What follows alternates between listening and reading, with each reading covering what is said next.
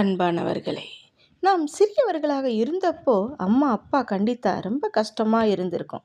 எப்பவும் என்னையே குறை சொல்கிறாங்க, என்னை புரிஞ்சிக்க மாட்றாங்கன்னு நாம் மனசுக்குள் அழுதிருக்கலாம்.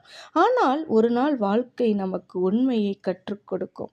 பெற்றோர் கண்டிப்பது கோபத்தால் இல்லை, பயத்தால்.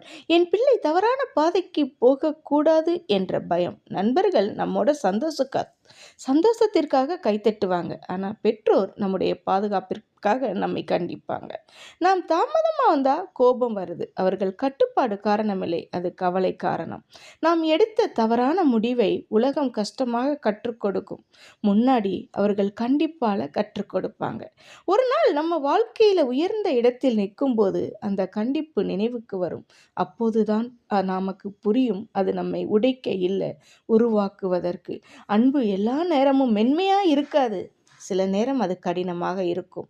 ஆனால் அந்த கடினத்துக்கு உள்ளதான் உண்மையான அன்பு இருக்கும். ஒரு பெரிய பலாப்பழம், வெளியில் முள், உள்ளே சக்கை, அதற்கு பின்பு ருசியான சுளை. இன்று வீட்டுக்கு போனதும் ஒரு தடவை நன்றி சொல்லுங்க. அந்த கண்டிப்புக்காக கூட உன் பெற்றோர்களுக்கு நிசப்தம் பேசுகிறது. சத்தமில்லா உண்மை.